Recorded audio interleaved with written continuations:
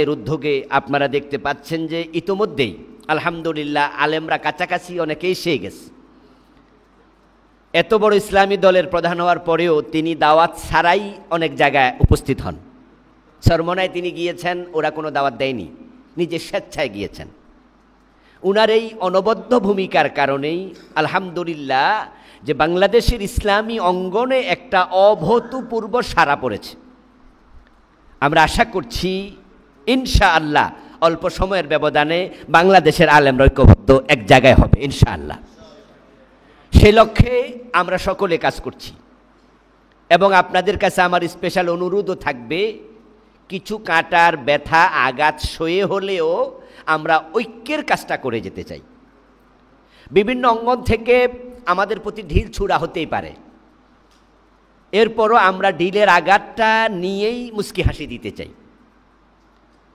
গোলাপ মানুষকে তার সৌন্দর্য বিকিরণ করে দেখায়, কিন্তু পাপড়ি যখন মেলতে যায় তখন কিন্তু গোলাপের কাঁটাই তাকে আঘাত করে, যখন পাপড়িটা বেশি মেলে ধরে। যেই গাছে বড়ই থাকে ওই গাছেই কিন্তু মানুষ ঢিল ছোড়ে, এটাই নিয়ম। এবং যে সমস্ত গাছগুলো মানুষের উপকারী গাছ, গাছ তো সবটাই উপকারী, কিন্তু কিছু গাছ আছে যেগুলা বেজস ঔষধে কাজ করে। তার মাঝে একটা গাছ আছে যেটার চামড়া মানুষ তুলে নিয়ে যায়, তো দেখা যায় যে ওই গাছটার চামড়াই থাকে না, কারণ এটা বেশি উপকারী। তো বলা হয় যে যে গাছ উপকার বেশি করে তার পিঠে চামড়া থাকে না। তো যেহেতু বাংলাদেশ জামাত ইসলামী এই দেশে ইসলামী আন্দোলনগুলোর মাঝে এক নাম্বার সারিতে আছে, এটা সকলেই বলে জনশক্তির দিক থেকে।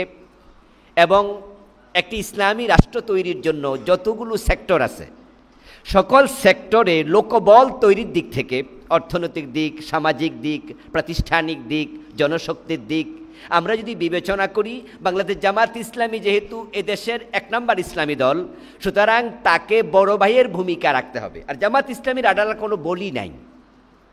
জামাত ইসলামী এমন না যে এটা একটা বডি আর আমরা সবাই ওর দিকে তাকায় বলবো এটা জামাত ইসলামী, বরং জামাত ইসলামী কারা? আমরাই হচ্ছে জামাত ইসলামীর বডি। সুতরাং ওই বেজস গাছ যেটা নিজের চামড়া দিয়ে মানুষের উপকার করে, যে গোলাপ ফুল নিজে কাটার আঘাত সয়ে মানুষকে তার সৌন্দর্য দেখায়, যদি বাংলাদেশ জামাত ইসলামী ঠিক এই ভূমিকাটা পালন করতে পারে তাহলে অন্যদের ঢিল ছুড়াছুড়ি একসময় থেমে যাবে, ইনশাআল্লাহ অন্যরা আমাদের সাথে একাত্ম হয়ে যাবে এবং বাংলাদেশ সেদিকে আগাচ্ছে। এটা আমাদের জন্য অনেক একটি ভালো দিক, এটি একটি সুখের দিক।